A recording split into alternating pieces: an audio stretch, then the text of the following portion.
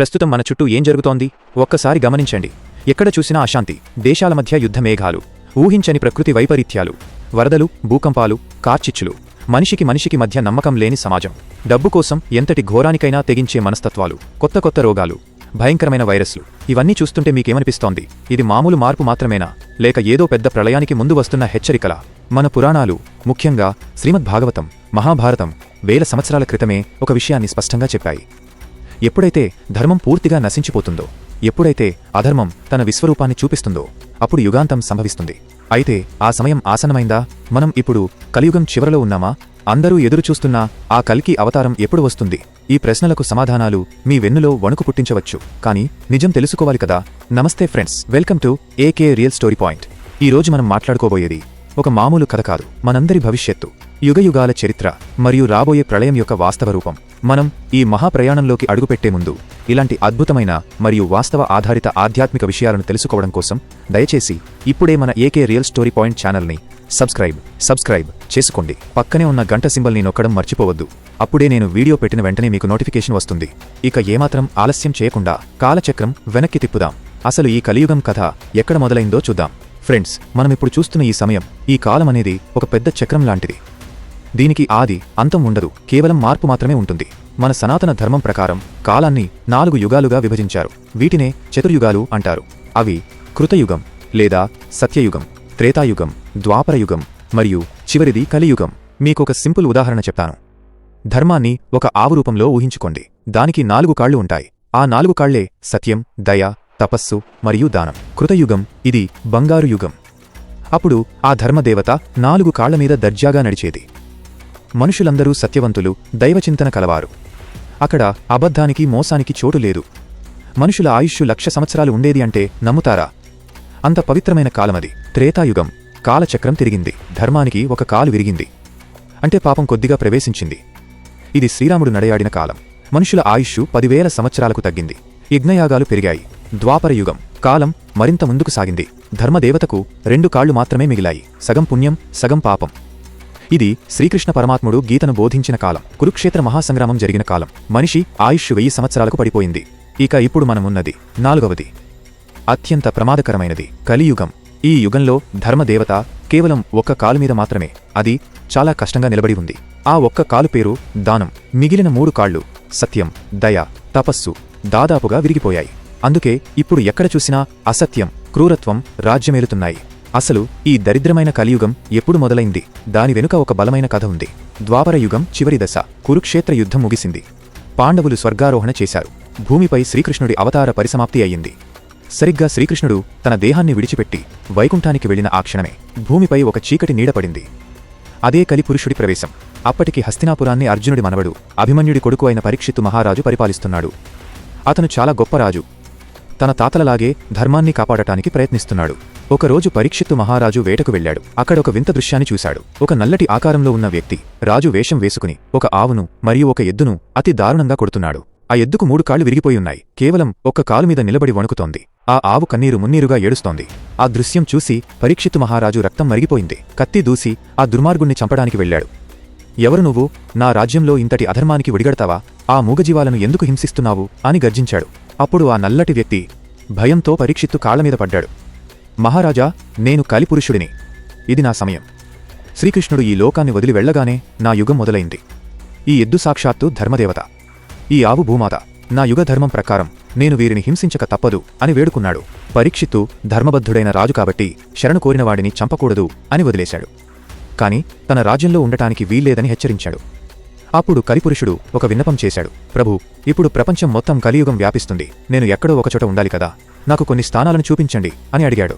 పరీక్షిత్తు మహారాజు అతనికి 4 స్థానాలను ఇచ్చాడు. అవేంటో తెలుసా? 1 జూదం ఆడే ప్రదేశం, గ్యాంబ్లింగ్. 2 మద్యం తాగే ప్రదేశం, ఆల్కహాల్ ఇంటాక్సికేషన్. 3 వ్యభిచారం జరిగే ప్రదేశం, ప్రాస్టిట్యూషన్, ఇల్లిసిట్ రిలేషన్స్. 4 జీవహింస జరిగే ప్రదేశం, స్లాటర్ హౌసెస్. ఈ 4ంటితో పాటు కలిపురుషుడు మరొక వరం అడిగాడు. ఇవన్నీ ఒకచోట దొరికే స్థానం ఏదైనా ఉంటే ఇవ్వండి అని. అప్పుడు పరీక్షిత్తు బంగారం, గోల్డ్, వెల్త్ ఉన్నచోట నువ్వు ఉండవచ్చు అని చెప్పాడు.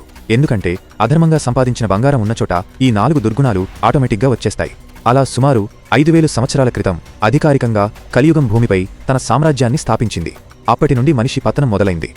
ఫ్రెండ్స్, ఇప్పుడు నేను చెప్పబోయే విషయాలు చాలా జాగ్రత్తగా వినండి. ఇవి ఏదో కథలు కాదు.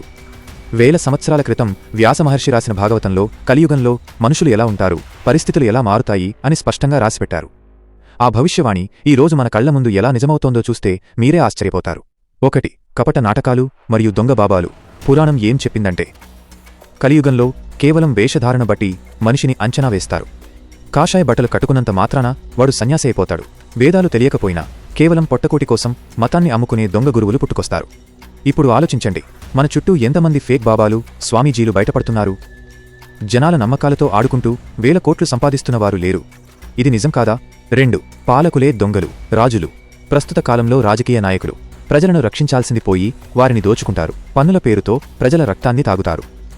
న్యాయమనేది డబ్బు ఉన్నవాడి చుట్టూ తిరుగుతుంది. ఇప్పుడు ఆలోచించండి, అవినీతి లేని రాజకీయాలు ఎక్కడైనా ఉన్నాయా? సామాన్యుడికి న్యాయం అంత సులభంగా దొరుకుతుందా? వేల సంవత్సరాల క్రితం చెప్పిన ఈ మాటలు ఈ రోజు రాజకీయాలకు అద్దం పట్టినట్లు లేవు. 3. ధనం మాయ, బంధాల పతనం. కలియుగంలో డబ్బే సర్వస్వం అవుతుంది. డబ్బు ఉన్నవాడే కులవంతుడు, గుణవంతుడు. డబ్బు కోసం కన్నవాళ్లను కూడా చంపడానికి వెనుకాడరు. భార్యాభర్తల బంధం కేవలం శారీరక సుఖం మీద ఆధారపడి ఉంటుంది. చిన్న చిన్న గొడవలకే విడిపోతారు. ఇప్పుడు ఆలోచించండి, ఆస్తి కోసం అన్నదమ్ములు కొట్టుకోవడం లేదా? వృద్ధాశ్రమాలు ఎందుకు పెరుగుతున్నాయి? విడాకుల కేసులు ఎందుకు అంతలా పెరిగిపోతున్నాయి? ప్రేమ కంటే ప్యాకేజీలకు విలువ పెరగలేదా? 4. ప్రకృతి ప్రకోపం, ఆహార కొరత. వర్షాలు సమయానికి కురవవు, భూమి సారాన్ని కోల్పోతుంది. చెట్లను నరికేస్తారు. ప్రజలు కరువు కాటకాలతో, విపరీతమైన పన్నులతో, ఆకలితో అలమటిస్తారు. ఇప్పుడు ఆలోచించండి, గ్లోబల్ వార్మింగ్ పేరుతో మనం చూస్తున్న మార్పులు ఇవే కదా? అడవులను నరికి కాంక్రీట్ జంగిల్స్ కడుతున్నాం. ఒక పక్క వరదలు, మరో పక్క కరువు, తినే తిండిలో విషం. ఇవన్నీ ప్రళయానికి సంకేతాలు కావా? 5. శారీరక మరియు మానసిక క్షీణత. కలియుగంలో మనుషుల ఆయుష్షు తగ్గిపోతుంది. ఎత్తు తగ్గిపోతారు. కొత్త కొత్త రోగాలు వస్తాయి. జ్ఞాపక శక్తి నశిస్తుంది. ఎంత ఘోరంగా ఉంటుంది? అవును ఫ్రెండ్స్, మనం ఇంకా కలియుగం ప్రథమ పాదంలోనే ఉన్నాం. మొత్తం కలియుగం కాలం 4,32,000 మానవ సంవత్సరాలు. అందులో మనం కేవలం 5,000 సంవత్సరాలు మాత్రమే పూర్తి చేసుకున్నాం. అంటే ఇంకా చాలా కాలం ఉంది. కానీ రాబోయే కాలం ఎంత భయానకంటో పురాణాలు వర్ణించాయి. ఆ చివరి దశను ఘోర కలి అంటారు. ఆ సమయంలో ఏం జరుగుతుందో ఊహించుకుంటేనే వెన్నులో చలిపుడుతుంది. భాగవతం ప్రకారం కలియుగం అంతమయ్యే సమయానికి పరిస్థితులు ఇలా ఉంటాయి. ఆయుష్షు పతనం. మనిషి సగటు ఆయుష్షు కేవలం 20 నుండి 30 సంవత్సరాలకు పడిపోతుంది. 12 ఏళ్లకే ముసలితనం వచ్చేస్తుంది. ఆహార కొరత. భూమిపై పంటలు పండవు. నదులన్నీ ఎండిపోతాయి.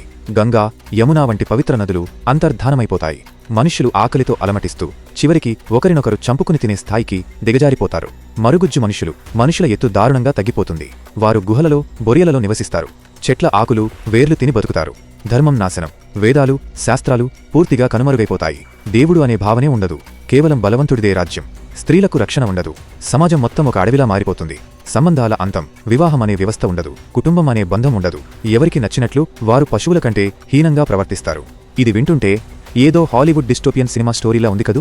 కానీ మన ఋషులు దివ్యదృష్టితో చూసి చెప్పిన భవిష్యత్తు ఇది. అధర్మం తన పతాక స్థాయికి చేరుకున్నప్పుడు భూమాత ఆ పాపభారాన్ని మోయలేక ఆర్తనాదాలు చేస్తుంది. సరిగ్గా అప్పుడే ఆ చీకటి మొత్తాన్ని చీల్చుకుంటూ ఒక వెలుగు రేఖ వస్తుంది. అదే మనందరికీ ఉన్న ఏకైక ఆశ. ఎప్పుడైతే లోకంలో ధర్మం పూర్తిగా నశించి అధర్మం గీత దాటుతుందో అప్పుడు నేను వస్తాను అని శ్రీకృష్ణుడు గీతలో మాటిచ్చాడు. సంభవామి యుగే యుగే అన్నాడు. ఆ మాట ప్రకారమే ఈ కలియుగ అంధకారాన్ని అంతం చేయడానికి శ్రీ మహావిష్ణువు తన 10వ అవతారమైన కల్కి రూపంలో భూమిపైకి రానున్నాడు. పురాణాల ప్రకారం కల్కి జననం గురించి కొన్ని వివరాలు ఉన్నాయి. ఎక్కడ పుడతారు? హిమాలయాల శ్రేణులలో ఇప్పటికీ బయటి ప్రపంచానికి కనిపించని శంభల అనే ఒక పవిత్రమైన రహస్య గ్రామం ఉందని నమ్ముతారు. ఆ గ్రామంలో విష్ణుయశస్సు అనే గొప్ప బ్రాహ్మణుడికి మరియు అతని భార్య సుమతికి కల్కి జన్మిస్తాడని పురాణాలు చెబుతున్నాయి. ఎలా ఉంటారు? కల్కి అవతారం మునుపటి అవతారాలలాగా శాంతంగా బోధనలు చేస్తూ ఉండదు. ఇది ఒక ఉగ్రరూపం. ఇది ఒక యోధుడి అవతారం. ఆయన ఒక దివ్యమైన, శక్తివంతమైన తెల్లని గుర్రంపై వస్తారు.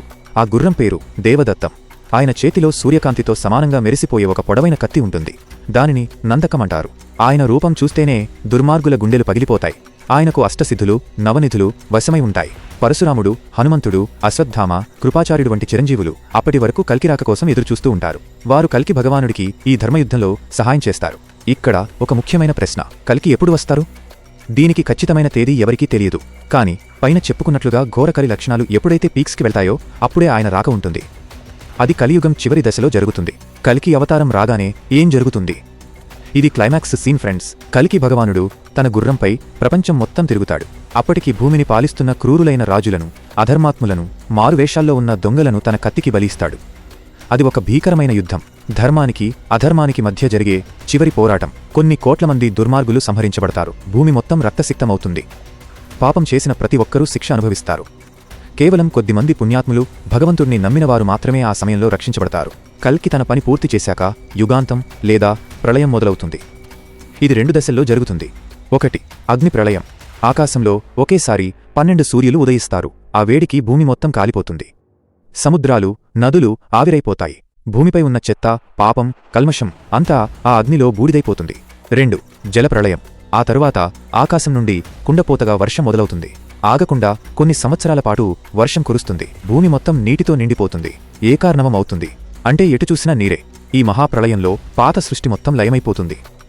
బ్రహ్మదేవుడికి ఒక పగలు ముగుస్తుంది. ఆ తరువాత ఆ ప్రళయ జలాల నుండి, కల్కి భగవానుడు వదిలివెళ్లిన ధర్మం అనే విత్తనాల నుండి మళ్లీ కొత్త సృష్టి మొదలవుతుంది. చీకటి తర్వాత వెలుగు వచ్చినట్లు కలియుగం తరువాత మళ్లీ సత్యయుగం, కృతయుగం ప్రారంభమవుతుంది. మళ్లీ ధర్మదేవత 4 కాళ్లమీద నడుస్తుంది. మనుషులు పవిత్రంగా మారుతారు. కాలచక్రం మళ్లీ తన ప్రయాణాన్ని మొదలుపెడుతుంది. ఫ్రెండ్స్, ఇదంతా విన్నాక మీకు భయం వేయొచ్చు. అమ్మో, ఇంత ఘోరం జరగబోతోందా అని ఆందోళన కలగొచ్చు. కాని ఈ కథ మనల్ని భయపెట్టడానికి కాదు, హెచ్చరించడానికి. మనం ప్రళయాన్ని ఆపలేం. అది కాలం నిర్ణయించిన కర్తవ్యం. కాని మన చేతిలో ఒకటి ఉంది. అదే ప్రస్తుతం. ఈ కలియుగంలో ఉన్న ఒకే ఒక గొప్ప వరం ఏంటో తెలుసా?